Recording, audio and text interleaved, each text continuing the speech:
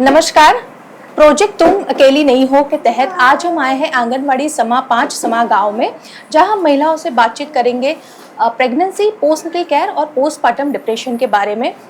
जैसे कि आप सब जानते हैं, हम डॉक्टर्स यानी कि गायनोकोलॉजिस्ट एक्सपर्ट्स को आंगनवाड़ी में साथ लेके जाते हैं ताकि महिलाओं को पूरी जानकारी मिले और जितनी भी जानकारी हम दे रहे हैं वो ऑथेंटिक हो। तो आज हमारे साथ जुड़ी है डॉक्टर नेहल परीख। वे स्त्री रोग निष्णात हैं यानी कि गायनोकोलॉजिस्ट है। न्यू समाज स्थित देवहर्ष हॉस्पिटल से वे कार्यरत है। आइए उनसे बातचीत शुरू करते हैं।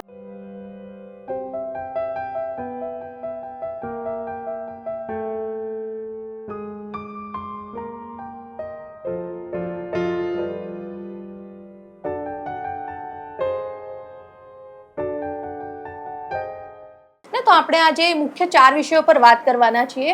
ગર્ભાવસ્થા, ડિલિવરી બાદનો જે સમયગાળો છે તે, ડિલિવરી બાદ માનસિક સ્વાસ્થ્યનું ધ્યાન કઈ રીતે રાખવું તે, અને આપણું માસિક કાયમ માટે ને જે બંધ થઈ જાય છે એ સમયે આપણે શું ધ્યાન રાખવાનું છે। તો સૌથી પહેલા તો આપણે નેહલ પરીખ મેડમનું સ્વાગત કરીએ છીએ કે તેઓ સમય કાઢીને આપણી સાથે જોડાયા છે। તો સૌથી પહેલા આપણે પ્રેગ્નન્સી પર વાત કરીએ। ગર્ભાવસ્થાથી શરૂઆત કરીએ આપણે, પછી ધીમે ધીમે આગળ વધીશું। તો મેડમ પાસે જતા પહેલા પ્રશ્ન પહેલો તમને જ છે, હે ને, તમે માનો કે તમે પ્રેગ્નન્ટ છો અથવા તો તમારા મહિનો નથી આવ્યો, માસિક નથી આવ્યું, દિવસો ચડી ગયા છે, અને તો હવે તો આપણે આંગણવાડીમાંથી કે આશાબેન પાસેથી સ્ટ્રીપ લઈએ છીએ અને પ્રેગ્નન્સી ચેક કરવા માટે સવારની પહેલી પેશાબના ટીપા નાખીને આપણે સ્ટ્રીપમાં ચેક કરીએ છીએ। જો પોઝિટિવ આવે તો હજુ આપણે 2-3 મહિના રોકાઈ જઈએ છે ને, હે ને, એવું જ છે ને મેમ? તમારી પાસે નોંધણી પણ બીજા ત્રીજા મહિને જ આવે છે ને? ત્રીજા મહિના પછી। તો બસ મેડમ, મારો પહેલો પ્રશ્ન એ જ છે કે પ્રેગ્નન્સી છે એવી જાણ થતાં ડૉક્ટર પાસે જવાની શરૂઆત ક્યારથી કરવી જોઈએ? જો પહેલાં તો એક વસ્તુ કે પ્રેગ્નન્સી છે ને એ કંઈ રોગ નથી, બરાબર? એ ખુશીના સમાચાર છે। ઘરમાં કોઈ બાળક આવવાનું છે એ બધાને ગમે, સાસરી પક્ષમાં કે પિયર પક્ષમાં, બરાબર? તો માસિક અમુક લેડીઝને કેવું હોય છે કે 28 દિવસનું માસિક, 28 દિવસે માસિક આવે, ક્યારેક 35 દિવસે આવે, ક્યારેક 40 દિવસે પણ આવે, એ બધું જ નોર્મલ ગણી શકાય। પણ જેનું માસિક રેગ્યુલર આવતું હોય, જ્યારે માસિક ના આવે, એ તારીખે માસિક ના આવે, એના 2 થી 3 દિવસમાં પ્રેગ્નન્સી ટેસ્ટ પોઝિટિવ આવ્યો તો તરત જ ડૉક્ટરને મળવું જરૂરી છે। કારણ કે શું છે કે તમારી જો ઘણા પેશન્ટમાં ન્યુટ્રિશન એટલે એનેમિયા હોય, હિમોગ્લોબિન ઓછું હોય, ન્યુટ્રિશનની ઉણપ હોય, તો એની ટ્રીટમેન્ટ પણ પહેલી ચાલુ થઈ જાય જેથી બાળકનો ગ્રોથ અને વિકાસ પ્રોપર થાય। પહેલાં 3 મહિના બહુ જ મહત્ત્વના હોય છે। પહેલાં 3 મહિનામાં શું છે કે બાળક ક્યાં છે? પહેલાં તો જગ્યા, ગર્ભાશય, નળી અને અંડાશય 3 વસ્તુ દરેક સ્ત્રીમાં હોય। પ્રેગ્નન્સી ગર્ભાશયમાં 90% કેસમાં રહેતી હોય છે, પણ 10% કેસમાં જો નળીમાં પ્રેગ્નન્સી રહી ગઈ, એની તપાસ પહેલાં 6 વીકમાં એટલે 1.5 મહિનાની પ્રેગ્નન્સી હોય ને એમાં ખબર પડી જાય કે પ્રેગ્નન્સી ક્યાં છે। જો ગર્ભાશયમાં પ્રેગ્નન્સી હોય તો ખબર પડી ગઈ કે બધું નોર્મલ છે, પણ ઘણા પેશન્ટમાં એવું થઈ કે નથી ખબર પડતી કે પ્રેગ્નન્સી ક્યાં છે। ભલે પ્રેગ્નન્સી ટેસ્ટ પોઝિટિવ બતાવે પણ પ્રેગ્નન્સી દેખાય જ નહીં સોનોગ્રાફીમાં। તો ક્યાં છે પ્રેગ્નન્સી એ જાણવું બહુ જ મહત્ત્વનું છે, કારણ કે પ્રેગ્નન્સી જો વિકાસ થાય અને નળીમાં વિકાસ થાય તો નળી ફાટી જાય। નળી ફાટી જાય તો મોટું ઓપરેશન બી આવે અને દર્દીની હાલત બહુ ખરાબ થઈ જાય, કારણ કે અંદર ને અંદર પેટમાં લોહી જતું રહે અને દર્દીની હાલત એવી ખરાબ થઈ જાય કે એનું હિમોગ્લોબિન 2 થી 3% પણ મેં જોયેલા છે, તો ઇમરજન્સીમાં ઓપરેશન કરવું પડે। એટલે આ નિષ્કાળજી એટલા માટે કે તમે બતાવવા ના આવો તો ખબર ના પડે કે પ્રેગ્નન્સી ક્યાં છે, બરાબર? અને બીજી વસ્તુ કે ફોલિક એસિડ, આંગણવાડીવાળા પણ ફોલિક એસિડ પહેલાં 3 મહિનામાં આપતા હોય છે। ફોલિક એસિડની જરૂરિયાત કેમ હોય? ફોલિક એસિડ ક્યારે આપવામાં આવે કે જ્યારે બાળકનો માનસિક વિકાસ, જ્યારે બ્રેન, જે મગજ બનતું હોય એના માટે ફોલિક એસિડ બહુ જરૂરી હોય છે। આજકાલ થોડુંક જે આ લોકો મેડમ બહુ સારું કામ કરી રહ્યા છે કે જાગૃતતા ફેલાવી રહ્યા છે કે પ્રેગ્નન્સીમાં શું કરવું, શું નહીં કરવું। તો ઘણા પેશન્ટ અમારી પાસે બિફોર પ્રેગ્નન્સી એટલે પ્રેગ્નન્સી રાખતા પહેલાં જ મળી જાય કે હસબન્ડ વાઈફ આવે કે અમારે 2 મહિનામાં પ્રેગ્નન્સી રાખવી છે, તો અમે લોકો એને ફોલિક એસિડ પહેલાંથી જ આપીએ। જે દવા નાની ટીકડી હોય છે, એક જ ગોળી ગળવાની હોય, એ 2 થી 3 મહિના પહેલાં એ લોકો ચાલુ કરે જેથી બાળકમાં મંદબુદ્ધિના બાળક કે બાળકના મગજનો વિકાસ પ્રોપર થાય, બાળકના મગજનો કોઈ તકલીફ ના થાય। તો આ બધી વ્યવસ્થા બહુ જરૂરી છે કે પહેલાં તમે જ્યારે પ્રેગ્નન્સી ટેસ્ટ પોઝિટિવ આવો તો ડૉક્ટરની એક મુલાકાત લઈ લો। એ દવા આપશે, તમને અમુક રિપોર્ટ્સ કરાવશે કે અમુક લોકોને થાઇરોઇડ પણ ડિટેક્ટ થાય કે થાઇરોઇડની બીમારી છે પહેલાં 3 મહિનામાં, તો એ થાઇરોઇડની દવા પણ પહેલાંથી ચાલુ થાય એટલે એની આડઅસર આવનાર બાળક પર ના પડે, બાળક સુરક્ષિત અને હેલ્ધી આવે। તો પહેલાં જેવી પ્રેગ્નન્સી ટેસ્ટ પોઝિટિવ આવે તો ડૉક્ટરને મળો પછી ડૉક્ટર તમારી ટ્રીટમેન્ટ ચાલુ કરશે, બરાબર. હવે જેમ મેડમે કીધું કે શરૂઆતમાં ટેબ્લેટ જે આપણને આપે છે આઈએફએની ફોલિક એસિડની જે દવા આપણને આપતા હોય છે એ લેવી બહુ જ જરૂરી છે. પણ બહેનોનું કેવું હોય છે કે મામ શરૂઆતના સમયમાં એમને ઉલટી ઉબકા એનો ત્રાસ વધારે થતો હોય છે અને જ્યારે આ દવાઓ આપણે શરૂ કરીએ છીએ એવું માની લે છે કે આ દવાને કારણે મને ઉલટી ઉબકા થાય છે એટલે એ બધું રહી જાય છે માળીએ અને એ દવાઓ પેટમાં જતી નથી. પ્રેગ્નન્સીમાં સવારે ઉઠતાની સાથે જ ઉબકા અને ઉલટી ચાલુ થઈ જાય, બરાબર. પણ આપણા સમાજમાં એવું છે કે પહેલાં છે ને ચા જ પી લેવાની, ઉઠીને સીધી ચા પી લે, તો ચા પી લે તો ચા નીકળી જ જાય. તો ચા નહીં પીવાની. હું મારા કહેવાનો મતલબ છે તમે ઉઠીને અને ચા પીતાની પહેલાં તો ઘરના કામ ચાલુ થઈ જાય કે આ કચરો વાળવાનો છે, બાળકોના ટિફિન કરવાના છે, એ બધું. પણ એના કરતાં પોતાના શરીર પર ધ્યાન પહેલું આપવાનું કે બ્રશ કર્યા પછી થોડુંક કંઈક ખાઈ લેવાનું. બિસ્કિટ છે, ભાખરી છે, ખાખરો છે, ડ્રાય વસ્તુ કે જેમાં પછી તમે અડધો કલાક પછી ચા પીશો તો તમને સારું પણ લાગશે. એટલે ઉઠીને કામે નહીં વળગી પડવાનું. થોડુંક પોતાના શરીરને ખાવાનું આપો, કારણ કે બાર તમે 10 વાગે રાત્રે સૂતા હોય, સવારે 6 વાગે ઉઠો કે 5 વાગે ઉઠો, આટલા કલાક પેટ ભૂખ્યું હોય, પેટમાં એસિડ બનેલો હોય, એટલે તમે પછી ચા નાખો કે ગમે તે લિક્વિડ નાખો તો શું થાય કે બધું બહાર આવે. તો થોડોક નાસ્તો કરીને પછી કામ કરો તો સારું પડે, બરાબર. તો જેમ મેમે કીધું જે ઉલટી ઉબકા આવે છે એ પ્રેગ્નન્સીમાં આપણા શરીરમાં થતા બદલાવોને કારણે છે, દવાને કારણે નથી. અને જેને વધારે તકલીફ થતી હોય ડૉક્ટરને મળી શકે છે અને પછી ડૉક્ટર આગળ તમને ગાઈડ કરશે એની માટે શું કરવું જોઈએ. રેગ્યુલર ચેકઅપ્સનું અને જેટલા પણ બ્લડ ટેસ્ટ છે કે સોનોગ્રાફીસ છે એનું કેટલું મહત્વ છે? જો 2 થી 3 સોનોગ્રાફી આખે 9 મહિનામાં પ્રેગ્નન્સીમાં થતી હોય છે. જે ખાસ ઇમ્પોર્ટન્ટ વસ્તુ છે કે પહેલાં 3 મહિનાની સોનોગ્રાફી હોય, જે 3જા મહિને સોનોગ્રાફી થાય એમાં બાળકમાં કોઈ પ્રોબ્લેમ નથી, એની સોનોગ્રાફી 90% કેસમાં થઈ જતી હોય છે. બીજી સોનોગ્રાફી આવે જે ખોડ ખાપડની સોનોગ્રાફી આવે, જે 5મો મહિનો ઓલમોસ્ટ પતવા આવે ત્યારે અમે કરાવતા હોય છે, જે 18 થી 20 વીકની સોનોગ્રાફી હોય. એમાં શું છે કે બાળકના બધા જ અંગો કે માથાથી માંડીને પગ સુધી સોનોગ્રાફી થતી હોય કે એમાં ખબર પડીએ કે બાળકમાં આ પ્રોબ્લેમ છે કે બાળકમાં કશો જ પ્રોબ્લેમ નથી. તો એ સોનોગ્રાફી કરવી બહુ જરૂરી હોય છે. 9મા મહિનાની સોનોગ્રાફી ડૉક્ટર પર હોય કે ઘણા ડૉક્ટર કરાવે, ઘણા ડૉક્ટર ના કરાવે. પણ રેગ્યુલર ચેકઅપ, રેગ્યુલર દવાઓ લેવાનો ફાયદો એ છે કે બાળક હેલ્ધી અને સરસ આવે, બાળકમાં કોઈ ખોડખાપણ નીકળે નહીં. 1 થી 2% કેસમાં એવું થાય કે બધું જ કરાયું હોય, બધું જ નોર્મલ હોય તો પણ બાળકમાં ક્યારેક નીકળે. એ પછી એ જોઈ જોઈએ કે કઈ પ્રોબ્લેમ છે, શું છે. પણ મેજર જે હોય કે બાળકમાં ખબર જ પડી જાય એવી ખોડખાપણ ખબર પડી જાય તો એની ટ્રીટમેન્ટ, એનું વ્યવસ્થિત નિદાન પણ થઈ શકે કે ઘણી વખતે અંદર ગર્ભાશયની અંદર પણ નિદાન કરતા હોય છે ને પછી ડિલિવરી પછી તરત જ નિદાન થઈ શકે એવી પણ ફેસિલિટી આજકાલ અવેલેબલ છે, બરાબર ને.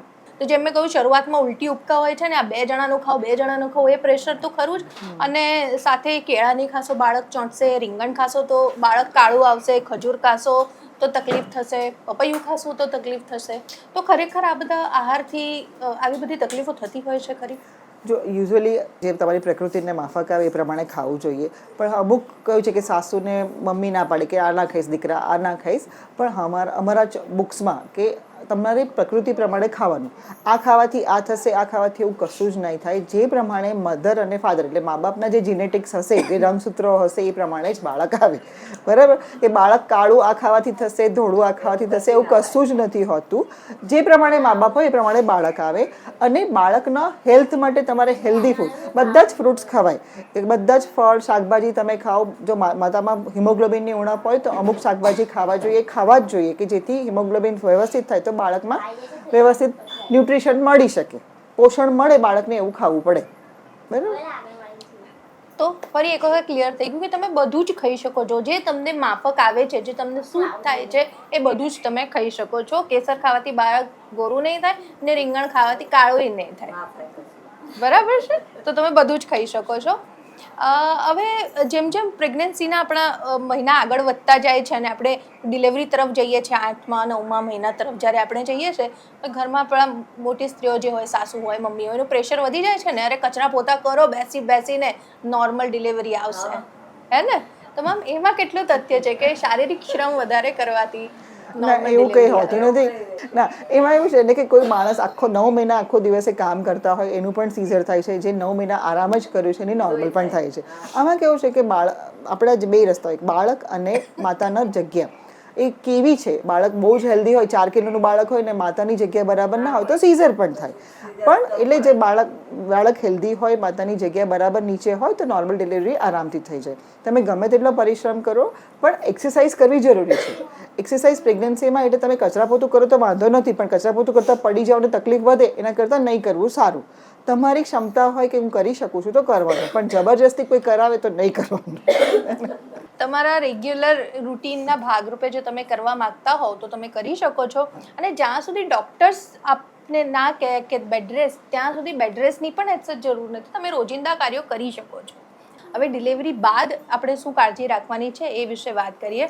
તો જેમ મેં શરૂઆતમાં કીધું કે જ્યાં સુધી આપણે પ્રેગ્નન્ટ હતા ને તો બધાએ આપણને બહુ હાથ પર રાખ્યા હતા, હે ને, બધા એટલું સાચવતા હતા, ખાવા પીવાનું સરસ ધ્યાન રાખતા હતા.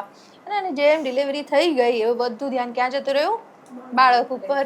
અને આપણા પર બધી બહુ પાબંદીઓ આવી જાય. અરે આ નહીં ખાઈશ, દૂધ કડવું આવશે, બાળકને શરદી થઈ જશે, બાળકને આમ થશે, બાળકને તેમ થશે. ને તો પહેલો તો પ્રશ્ન એ જોઈને ઘણી બધી જગ્યાએ તો મેં એવું પણ જોયું છે કે 24 કલાક સુધી તો ખાલી કોથળી જ ખવડાવે છે, હે ને, ડિલિવરી થઈ ગયા બાદ બીજો કોઈ આહાર અલાઉ નથી હોતો. તો મેમ ડિલિવરી બાદ આહારનું કેટલું મહત્વ છે અને યોગ્ય આહાર શું હશે? તો ડિલિવરી બાદ તો બહુ જ આહારનું ઘણું બધું મહત્વ છે, કારણ કે એમાં શું છે કે નોર્મલ ડિલિવરી થાય તો માતામાંથી લગભગ 500 થી 600 ml જેટલું બ્લડ લોસ તો જતું જ રહે. જો સીઝર થાય તો 1 લીટર જેટલો બ્લડ લોસ થાય. બ્લડ એટલે લોહી જતું રહે, એટલે માતા આમ ઓલરેડી વીક તો થઈ જ ગયા હોય. હવે બિચારા જે સ્ટ્રેસ થયો હોય, સ્ટ્રેસ એટલે જે તકલીફ થઈ હોય ડિલિવરી દરમિયાન, સીઝર દરમિયાન, એને તો પોતાને સહન કરવાનું જ થાય. ત્યારે તમે જો ના આપો જમવાનું તો એની વીકનેસ વધતી જ છે.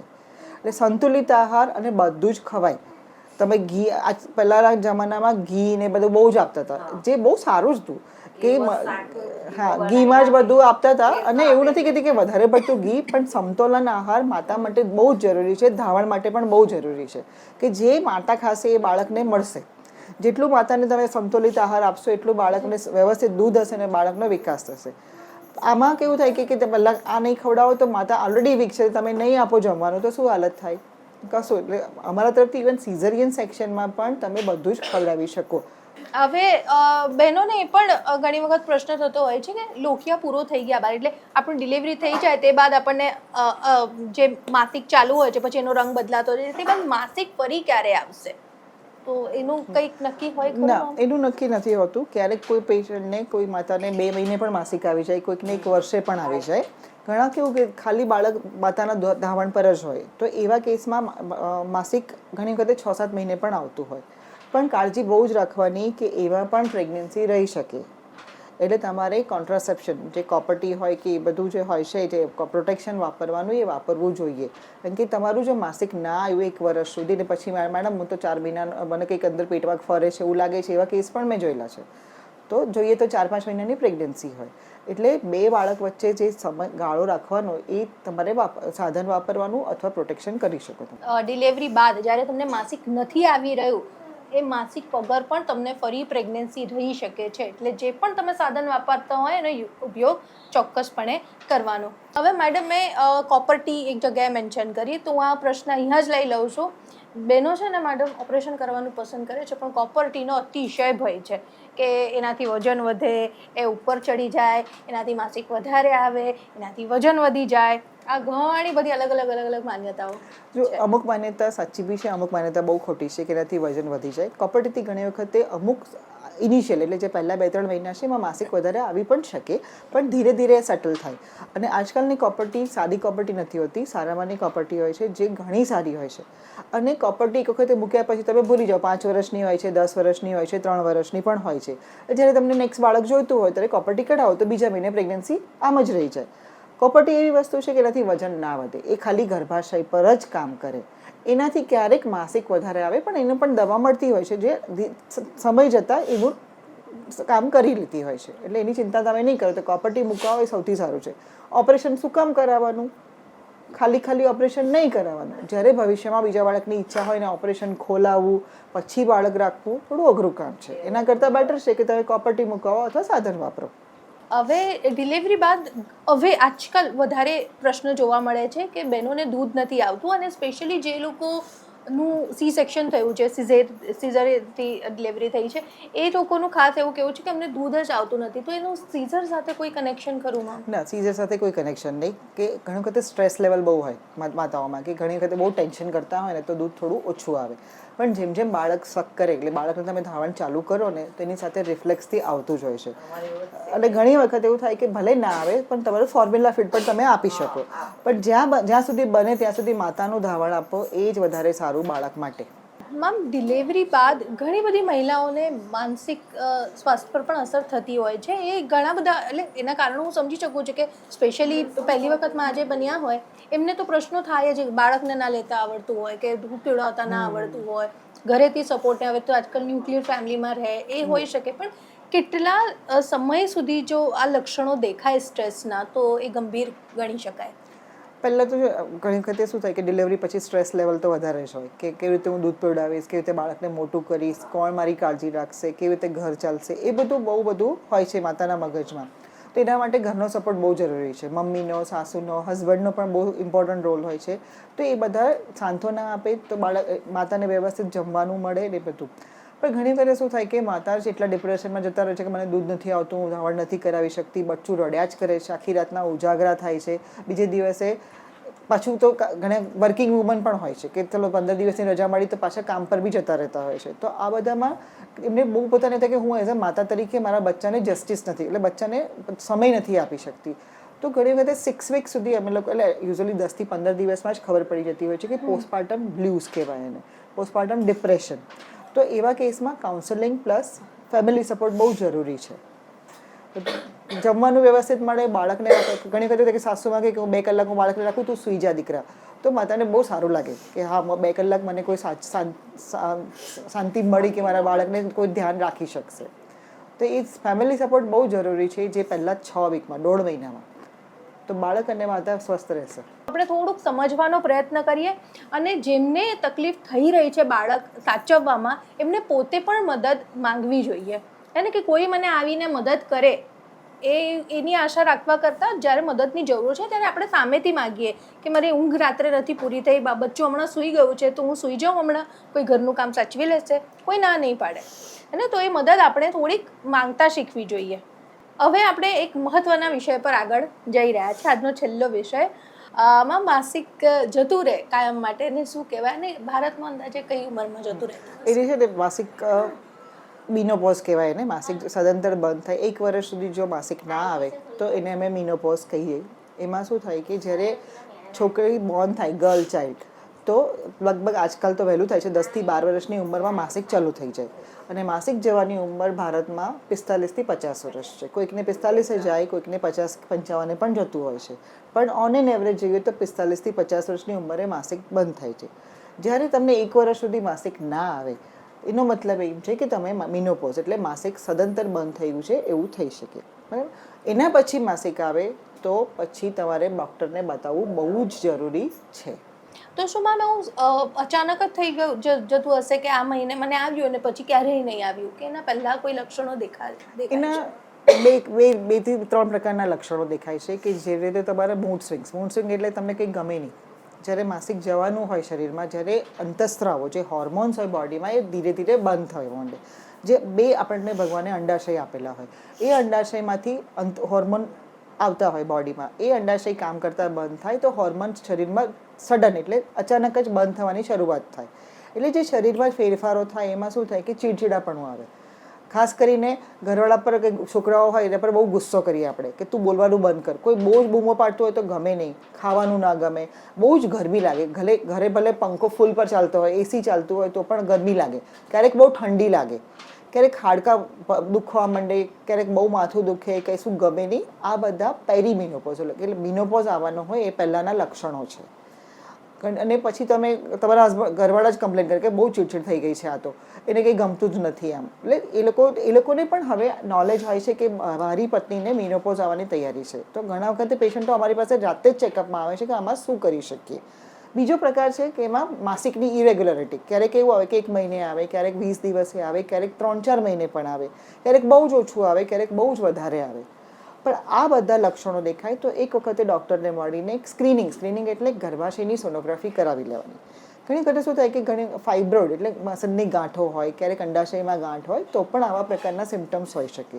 તો એક સ્ક્રીનિંગ થઈ જાય કે તમારું ગર્ભાશય નોર્મલ છે. આ નોર્મલ પ્રક્રિયા છે કે જે આપણે પસાર થવાનું છે. એટલે 1 વર્ષ સુધી આવું થઈ શકે, પણ વધારે પડતું હેરાન થતા હોય તો એની દવા પણ હોય છે. માસિકની અનિયમિતતા શરૂઆત મેનોપોઝ આવતા પહેલા આપણને જોવા મળે છે, બરાબર?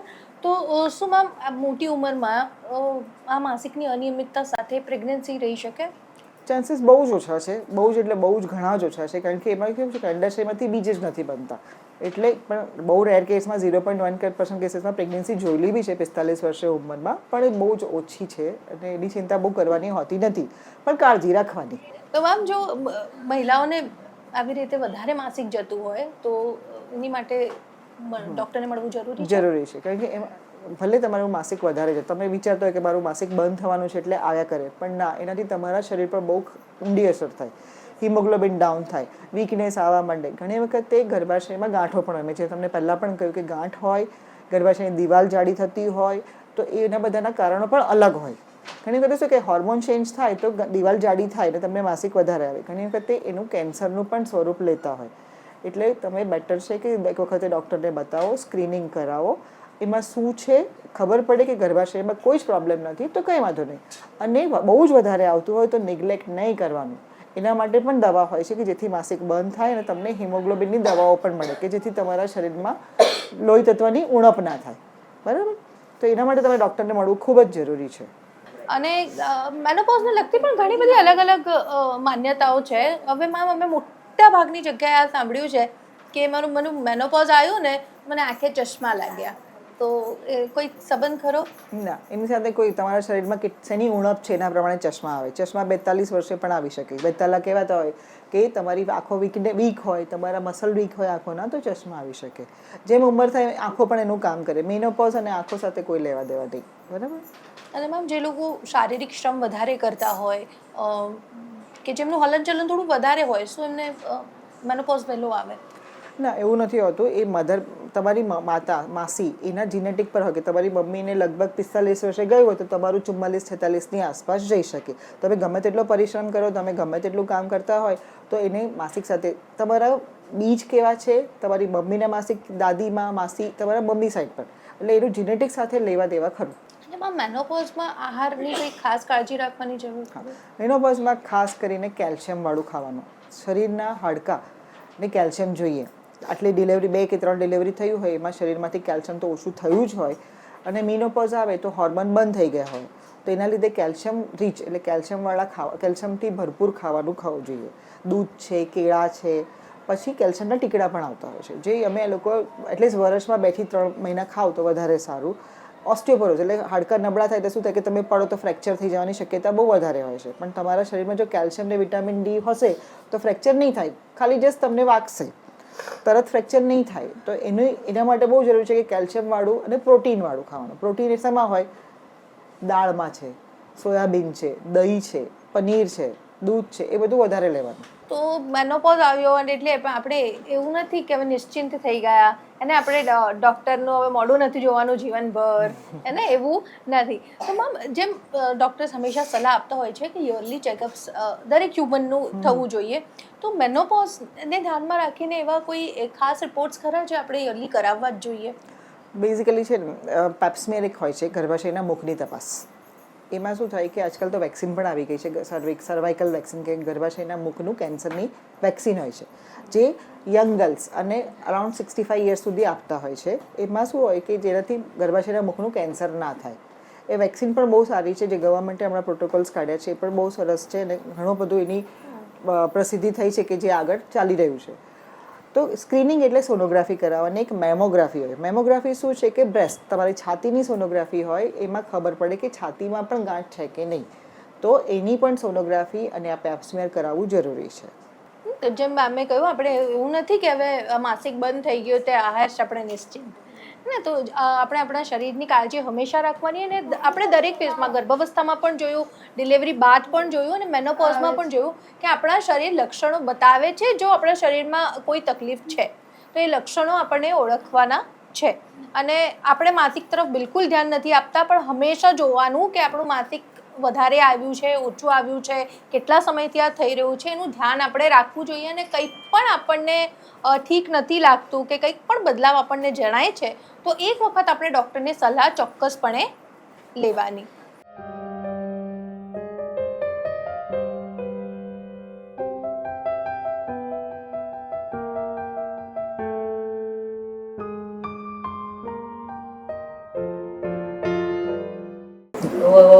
માનસિક 2-3 દિવસ સુધી જ આવે, લગભગ 4 દિવસ સુધી જ આવવું જોઈએ. 2-3 દિવસ આવે તેનું કંઈક એ પણ નોર્મલ છે. હા, 2 થી 3 દિવસ તમારી નોર્મલ ફ્લો આવતો હોય એ પણ નોર્મલ છે. બધાને 5 દિવસ આવે એવું જરૂરી નથી. એ કહે છે કે મને તો એક જ દિવસ આવે છે. તો બેટા એક સોનોગ્રાફી કરાવી દે. ઘણી વખતે પોલિસિસ્ટિક ઓવરી અંડાશયમાં છે ને પીસીઓડી હોય ને તો એવું થઈ શકે. તો એક વખતે બતાવવામાં શું વાંધો છે. થેન્ક યુ વેરી મચ મને બોલાવવા માટે. તું મકેલી નહીં હોય પ્રોજેક્ટ VNM તરફથી જે છે એ ખૂબ જ સરસ છે. જે પ્રમાણે મેં 2 થી 3 વખતે આંગણવાડીમાં વિઝિટ કરી અને જે પ્રમાણે જે પ્રતિભાવ મળ્યો છે એ ખૂબ જ સરસ છે. જે પ્રમાણેનું નોલેજ, જે પ્રમાણેના ક્વેશ્ચન્સ સિમ્પલ લેડીઝને હોય છે જેનો આન્સર એમને મળે છે, જે ડૉક્ટરને સ્પેશિયાલિસ્ટ બોલાવીને કરે છે, ખૂબ ખૂબ સરસ છે. મારા તરફથી ખૂબ ખૂબ અભિનંદન. નેત્રાબેનને પણ ખાસ અભિનંદન કે જે આવી વ્યવસ્થા કરીને આટલું સરસ કામ કરી રહ્યા છે. Thank you.